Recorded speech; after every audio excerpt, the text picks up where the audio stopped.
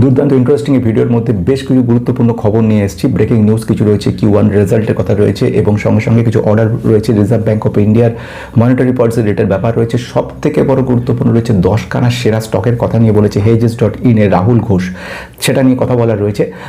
সব কিছু নতুন যদি থেকে থাকেন তাহলে সাবস্ক্রাইব করে বেল আইকনটা প্রেস করে নেবেন। নতুনদের জন্য অসংখ্য ধন্যবাদ। তাদের সব থেকে বড় ইন্টারেস্টিং খবর প্রথম যেটা রয়েছে সেটা হচ্ছে অক্টানম টেক অ্যান্ড hedges.in এর রাহুল ঘোষ। উনি খুব গুরুত্বপূর্ণ একটা অ্যানালিসিস করেছে মার্কেট সম্পর্কে। সেই মার্কেট রিলেটেড ব্যাপারগুলো উনি বলে 10খানা কোম্পানি কথা বলেছে। উনি বলেছে এই মুহূর্তে মার্কেটে একটা পজিটিভ ট্রেন্ড দেখা যাচ্ছে।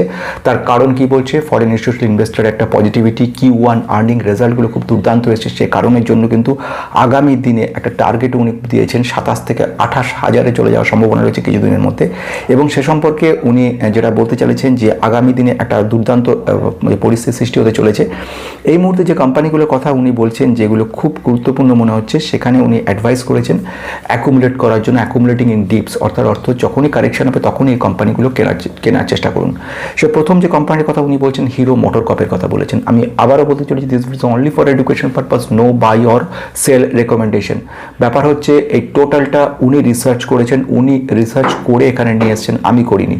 এবার আসছি সবচেয়ে বড় হিরো মোটরকপের কথা, যেটা ক্লোজিং ছিল 5,386, ওনারা টার্গেট দিচ্ছে 6,200-তে যাওয়ার সম্ভাবনা রয়েছে। এটা একটা পজিটিভ ব্যাপার। তার কারণ হচ্ছে রিকভারি করছে, মনসুন অর্ডার বেড়েছে। সেকেন্ড ওয়ান যে নেম বলছেন লার্সেন অ্যান্ড টুব্রোর কথা বলেছেন। লার্সেন অ্যান্ড টুব্রো একটা পজিটিভনেস রয়েছে, প্রচুর পরিমাণে অর্ডার এসছে, 10 থেকে 15,000 কোটির বড় বড় অর্ডার সমস্ত রয়েছে এবং ভবিষ্যতে ইনফ্রাস্ট্রাকচার সাইকেল আরও বাড়বে এবং সেক্ষেত্রে এই কোম্পানিটার ক্ষেত্রে একটা বিরাট বড় অপরচুনিটি তৈরি হবে। তো এই কোম্পানির ক্ষেত্রে উনি টার্গেট দিয়েছে 4,300, এখন 3,900-তে রয়েছে, 3,938, 4,300-তে কিন্তু উনি এক্সপেক্ট করছেন সেখানে যেতে পারে। হিউজ লেভেল অর্ডার বুক এর একটা বড় কারণ। নেক্সট কোম্পানি থেকে যাচ্ছে, উনি 3 নম্বর কোম্পানি বলেছে ইনফোএজ। ইনফোএজ ইন্ডিয়া এমন একটা কোম্পানি যে কোম্পানি কিন্তু ক্যাপিটাল এক্সপেন্ডিচার বাড়াচ্ছে। রিসেন্টলি যে খবর এসছে, যেগুলো ইনভেস্টমেন্ট পোর্টফোলিওতে ছিল জোম্যাটো, ইটার্নাল, তাদের সমস্ত পজিটিভিটির সঙ্গে সঙ্গে এদের ক্ষেত্রে যাকে ইনফোএজ বা নকরি বলছি, এই মুহূর্তে 1226-এর কাছে রয়েছে, যেটা 1850-এ পৌঁছতে পারে।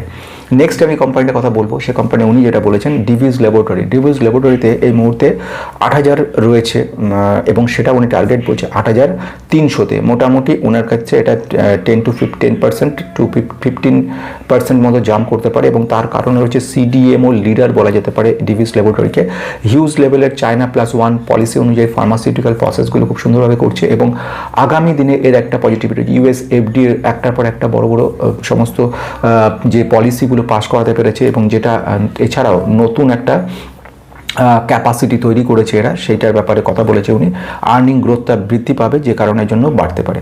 আচ্ছা, পরে বলছে বাজাজ ফিনসার্ভ। বাজাজ ফিনসার্ভ যেটা ছিল 2029-এ, সেটা উনি মনে করছেন আগামী দিনে 2250-এ যেতে পারে এবং তার কারণ উনি বলছেন ফাইন্যান্সিয়াল সার্ভিসে বাজাজ ফাইন্যান্স এমনিতেই স্ট্রং, আরও বেটার করছে এবং সারা দেশ জুড়ে এদের যে পলিসিসগুলো বাড়াচ্ছে, life insurance related policy, general insurance policy, এই ব্যাপারে ওনারা খুব পজিটিভ রয়েছে। টাইটান কোম্পানিকে নিয়ে কথা বলেছেন উনি। টাইটান নিয়ে কথা বলেছে 4,875-এ যেটা আছে সেটা 5,064 দিয়ে যাবে এবং তার কারণ হিসেবে উনি এক্সপ্লেনেশন দিয়েছেন জুয়েলারি এবং ওয়্যারেবল যে প্রোডাক্টগুলো সেগুলোর ক্ষেত্রে আরও পজিটিভিটি, ওনাদের সেলস ডিস্ট্রিবিউশন বাড়াচ্ছে, অনেকগুলো আউটলেট অ্যাড করেছে এবং আগামী যে ফেস্টিভ সিজনগুলো আসছে সেখানে ডিমান্ড বাড়ার সম্ভাবনা রয়েছে, যার কারণের জন্য কিন্তু বাড়তে পারে। তারপরে উনি যেটা বলছেন, পরের কোম্পানি ডিক্সন টেকনোলজি ইন্ডিয়া, যেটা 14,000-এ রয়েছে, সেটা কিন্তু টার্গেট দিচ্ছে 16,500-তে ওঠার সম্ভাবনা রয়েছে। এই এত বড় জাম্প করার পিছনে কারণ রয়েছে PLI, product link incentive led government যে প্রজেক্ট, গভর্নমেন্ট ম্যানুফ্যাকচারিং যে থিম রয়েছে তার ব্যাপারে এই কোম্পানি কিন্তু এক্সপোর্ট প্রচুর করছে, যেটা বলা যেতে পারে যে বেস্ট প্রক্সি কোম্পানি হিসেবে কিন্তু উনি মনে করছেন কোম্পানিটা দুরন্ত। আগামী দিনে একটা পজিটিভিটি আসার সম্ভাবনা খুবই রয়েছে। গভর্নমেন্টের প্রোডাক্ট লিঙ্ক ইনসেন্টিভ যুক্ত রয়েছে, স্ট্রং একটা অর্ডার বুক রয়েছে, সব মিলিয়ে মিশিয়ে ডিক্সন টেকনোলজি আগামী দিনে 16,000 ছাড়িয়ে যাবে। BHEL ভেল সম্পর্কে বলছে 400-তে লাস্ট ক্লোজ ছিল, এখন উনি বলছে 520 এবং 537-এ যাওয়ার সম্ভাবনা রয়েছে। তার কারণ বলছে কি, তার কারণ বলছে রীতিমতো পাওয়ার এবং ইনফ্রাস্ট্রাকচারে অনেকগুলো পজিটিভিটি আসছে, ক্যাপিটাল এক্সপেন্ডিচার করছে এরা এবং যে কারণে থার্মাল যে প্রজেক্টগুলো আছে সেগুলোতে অর্ডার ইনফ্লো বাড়ছে, এটা একটা পজিটিভ ব্যাপার তৈরি করেছে এবং যে কারণের জন্য কিন্তু এই মুহূর্তে রাহুল ঘোষ এই ব্যাপারটাকে একটা পজিটিভ জায়গা দেখাচ্ছে। নেক্সট আমি বলবো বিএসসির কথা। উনি যেটা বলেছেন, প্রিভিয়াস ক্লোজ ছিল 3646, এখন উনি বলছে টার্গেট 4148-এ পৌঁছতে পারে এবং তার কারণ বলছে আগামী দিনে ডেরিভেটিভের যত গেইন আসছে, যত পজিটিভিটি আসছে, মার্কেটে যত নয়েজ বাড়ছে, ততই কিন্তু কোম্পানি ক্ষেত্রে পজিটিভ বাড়ছে। এছাড়াও বিভিন্নভাবে যেরকম এই কোম্পানি ক্ষেত্রে উনি বলছেন যে ভবিষ্যতে আরও ভলিউম বাড়তে পারে এই সম্পর্কে। তো আলটিমেটলি বাই অন টিপসের কথা উনি বলছেন। ইটার্নাল রয়েছে 302-এ, উনি বলছেন টার্গেট 380-তে যাবার এবং তার কারণগুলোর মধ্যে উনি বলছেন যে মার্জিন ইমপ্রুভমেন্ট হয়েছে, প্রফিটেবিলিটি বেড়েছে, ফুড ডেলিভারি সিস্টেমটা স্টেবিলাইজ করেছে এবং যেটা আলটিমেটলি কনসিস্টেন্ট প্রফিটেবিলিটির দিকে নিয়ে যাচ্ছে। তো আপনাদের কেমন লাগলো এটা কমেন্ট বক্সে লিখে জানাবেন। এবার আসছি কতগুলো ইনফরমেশনের দিকে। গুরুত্বপূর্ণ ইনফরমেশন প্রথম যেটা যাবো সেটা হচ্ছে Q1 রেজাল্ট ভেরি স্ট্রং এসছে।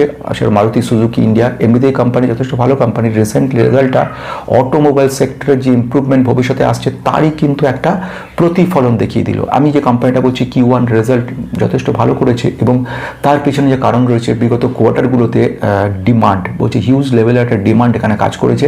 ফিউচারে ম্যানেজমেন্ট থেকে যেটা বলা হচ্ছে যে আরও প্রোডাক্ট যাকে বলা যেতে পারে ডিমান্ড ওয়াইজ প্রোডাক্ট ক্যাপাবিলিটি সেটা বাড়ানো হচ্ছে এবং যার ফলে ইলেকট্রনিক ভেহিকলস এবং তার সঙ্গে সঙ্গে অটোমোটিভ সিস্টেমের কাজকর্মগুলো কিন্তু বেটার হবে, রিপ্রেজেন্টেশন বেটার হবে। প্রোডাক্ট ডিস্ট্রিবিউশন চ্যানেল আরও বাড়ানো হয়েছে, বিভিন্ন প্রত্যন্ত জায়গায় আউটলেট করার চেষ্টা চলছে। সো ন্যাচারালি আগামী দিনেও আমরা রেজাল্টটা ভালো দেখতে পারবো বলে ওদের পক্ষ থেকে বক্তব্য রেখেছে। সেকেন্ড ওয়ান বলবো আইটিসি রেজাল্ট কিন্তু এবারে খুব খারাপ হয়েছে, 27% প্রফিটেবিলিটি কমে গেছে।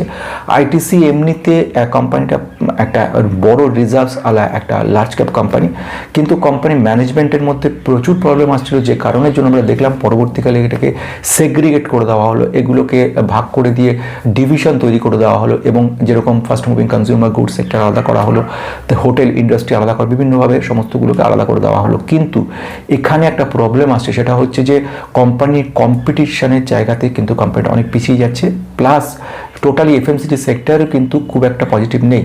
এর যে কম্পিটিটর তাদেরও যে রেজাল্ট সেগুলো খুব একটা ভালো, তাদের যে রেজাল্ট বলতে তাদের যে ডিস্ট্রিবিউশন থেকে রিটার্ন খুব একটা ভালো হয়নি, যে কারণের জন্য আলটিমেটলি এটা negative. But 27% net profit down হওয়া এটা একটা রিমার্কেবল ঘটনা। এরপরে যাবো 3 নম্বর ক্ষেত্রে, আরবান কোম্পানি কিন্তু রেভিনিউ গ্রোথটা অনেকটা মাপে ধাক্কা খাচ্ছে, বড় লেভেলের লসটা আরও বেড়েছে, যে কারণের জন্য ভবিষ্যতেও কোম্পানির ভবিষ্যৎটা নিয়েও কিন্তু আমাদের চিন্তা রয়েছে কি করা যায়। 4 নম্বর অটো সেক্টরের আমাদের জুলাইয়ের যে রেজাল্ট তার দিকে আমরা ফোকাস করে রয়েছি। অটো সেক্টরের জুলাইয়ের রেজাল্ট পজিটিভ হওয়ার সঙ্গে সঙ্গে বাকি অটো সেক্টরের বাকি যেসব কোম্পানিগুলো তাদের মধ্যেও আমরা কিন্তু একটা পজিটিভ ব্যাপার দেখতে পারবো।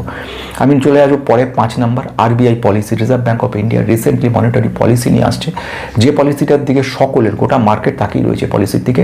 তবে এক্সপেকটেশন রাখছে ইন্টারেস্ট রেট কোনো রকমভাবে চেঞ্জেস হবে না। এই অবস্থা দাঁড়িয়ে কী ধরনের পজিটিভ নেগেটিভ ব্যাপার দেখা যায় তার একটা ব্যাপার দেখা যাবে। এক্ষেত্রে আজকে দেখতে পাওয়া গেল বেশ কিছু নিফটি 50-র ক্ষেত্রে একটা কিছুটা হলো কদিন ধরে চলছে পজিটিভনেস। এনিওয়ে এবার আসছি পরের পয়েন্টের দিকে। 6 নম্বর পয়েন্ট, এটাই মুখ্য কারণ হয়েছে মার্কেটটা চাঙ্গা, সেটা হচ্ছে ক্রুড অয়েল।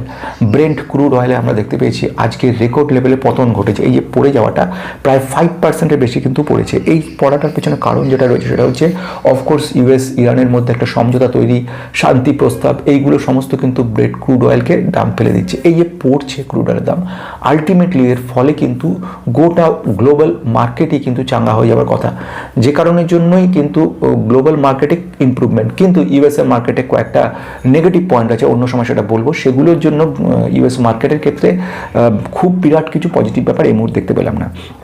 7 নম্বর একটা খুব ভালো খবর, যে কারণটা হচ্ছে ফরেন ইনস্টিটিউশনাল ইনভেস্টর তারা কিন্তু আবার কেনা শুরু করে দিয়েছে। আমি যেটা আগেই বলছিলাম অনেক দিন ধরেই যে ওদেরকে অনেক বেশি দামে কিনতে হবে। ব্যাপারটা হচ্ছে কি, এফআইআই এই ইনফ্লো হওয়ার পিছনে কারণ হচ্ছে রেজাল্ট। এফআইআই কিন্তু দাম দেখে কেনে না, এফআই যেটা দেখে সেটা হচ্ছে রেজাল্ট। Q1 রেজাল্ট কম বেশি একাধিক কোম্পানি, 100-র বেশি কোম্পানিকে আমরা দেখলাম রেজাল্ট কিন্তু খুব সুন্দর রয়েছে, যে কারণের জন্য কিন্তু ফরেন ইনস্টিটিউশনাল ইনভেস্টররা ইনফ্লো হচ্ছে। একদিকে ফরেন ইনস্টিটিউশনাল ইনফ্লো হচ্ছে, ইনভেস্ট বাড়ছে, রুপি ততখানি স্ট্রং হয়ে উঠছে আস্তে আস্তে। রুপি যেখানে একটা সময় ভয়ানক খারাপ অবস্থা হয়ে গেছে, সেই রুপি আস্তে আস্তে ভেরি স্লোলি কখনো থামছে, কখনো একটু আবার উইক হয়ে যাচ্ছে, আবার একটু উঠছে, মানে মোটমাট স্লাইটলি একটা পজিটিভ ট্রেন্ড দেখতে পারি, যে কারণে জন্য মার্কেটে একটা কিন্তু ভালো ব্যাপার দেখা যাচ্ছে। অর্থাৎ রুপির positiveness, inflow, FII inflow, crude অয়েলের দাম পড়ে যাওয়া, ডলারের কিছুটা হলেও উইকনেস আসা, এইগুলো সবই কিন্তু ইন্ডিয়ান মার্কেটের জন্য একটা পজিটিভ সাইন্স তৈরি করে দিচ্ছে। আমি আসবো 8 নম্বর পয়েন্টের দিকে, সেখানে হচ্ছে সেবি নতুন করে ইন্ট্রোডিউস করছে মার্কেট টাইমিং চেঞ্জ হওয়ার ব্যাপারে। যারা ক্লোজিং অকশনে আছে, ক্লোজিং অকশন এফএনওতে যারা কাজ করছে, তাদের জন্য টাইমটা কিছুটা স্লাইটলি বাড়ানো হয়েছে। Directly as a long term investor আমাদের ক্ষেত্রে তেমন কোনো ইম্প্যাক্ট নেই, কিন্তু যারা ট্রেডিং ইন্ট্রাডে করছে, এফএনওতে যে সমস্ত স্টকগুলো আছে, শুধুমাত্র সেই সব স্টকগুলোর মধ্যেই টাইমের ক্ষেত্রে চেঞ্জেস আসছে, স্লাইটলি টাইম বাড়ছে, কিন্তু বাকি সব কিছু কিন্তু সেম থাকছে। 9 নম্বর পয়েন্টের দিকে এবারের কর্পোরেট যে অ্যাকশন উইক বলা যেতে পারে, কর্পোরেট অ্যাকশন উইক বলতে আমরা বলছি যে এই সপ্তাহে কর্পোরেট অ্যাকশনগুলো দুরন্ত হয়েছে। কম বেশি 100-র বেশি যে সমস্ত ইন্ডিয়ান কোম্পানি রয়েছে, ইনক্লুডিং কোফার্জ, মারুতি সুজুকি কিংবা আইসিআইসিআই ব্যাংক, তাদের রেজাল্ট যথেষ্ট ভালো হয়েছে, ডিভিডেন্ড ডিক্লারেশন করছে। ফলে এই মাসটা, জুলাই মাসটা পুরো আমাদের যেটা গেল, সেটা কিন্তু টোটালি ডিভিডেন্ড, রিটার্ন, রেজাল্ট সব কিছুই কিন্তু ভালো হিসেবে দেখতে পেলাম আমরা।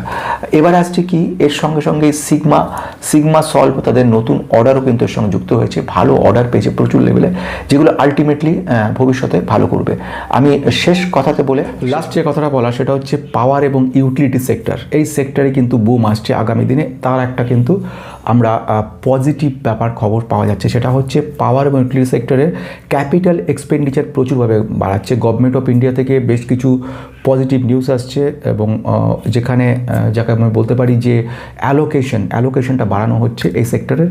প্রাইভেট এবং গভর্নমেন্ট দুটো সেক্টরই একসঙ্গে কিন্তু এই পাওয়ার সেক্টরে, আমি আগের দিন যে কথাটা বলছিলাম যে ট্রান্সফরমার ক্ষেত্রে, ট্রান্সফরমার সেক্টর, ওই পাওয়ার সেক্টরের মধ্যেই ট্রান্সফরমার সেক্টরটা পড়ছে। এবং ট্রান্সফরমার মানে একাধিক সেক্টরকে তৈরি, যেরকম কেবলস অ্যান্ড ওয়্যারসে, যেরকম কেবলস ওয়্যারস বলতে বললাম, সেটা হচ্ছে রিসেন্টলি আমি একটা মেম্বারদের জন্য একটা স্পেশাল কম্পারেটিভ অ্যানালিসিস করেছি, সেখানে আমি ডিটেলস বলেছি কেবলস এবং ওয়্যারসকে নিয়ে। যদি অন্য কোনো সেক্টর নিয়ে কোনো রকম কোয়েশ্চেন থাকে অবশ্যই করতে পারো। এইখানে যেটা বলার, আদানি এনার্জি 3500 কোটি কিউআইপি নিয়ে আসছে। 3500 কোটি একটা বিরাট মাপের। এবং সঙ্গে সঙ্গে আরেকটা বলা, সেটা হচ্ছে আদানি পাওয়ার কিন্তু একটা বড় জায়গা নিচ্ছে, প্রায় $1.57 বিলিয়ন কিন্তু তাদের ফান্ড রেজ করার চেষ্টা করছে, যেগুলো আলটিমেটলি কিন্তু প্রাইভেট অর্গানাইজেশন কীভাবে মুভ করছে সেদিকে লক্ষ্য রাখা। গভর্নমেন্ট থেকে তো কনস্ট্যান্টলি আমাদেরকে অনুদান দিয়েই চলেছে, তো আশা রাখছি ভবিষ্যতে এই সেক্টরটার মধ্যেও আমরা একটা বিরাট বুম দেখতে পারবো। আজকের মতো আবার কালকে।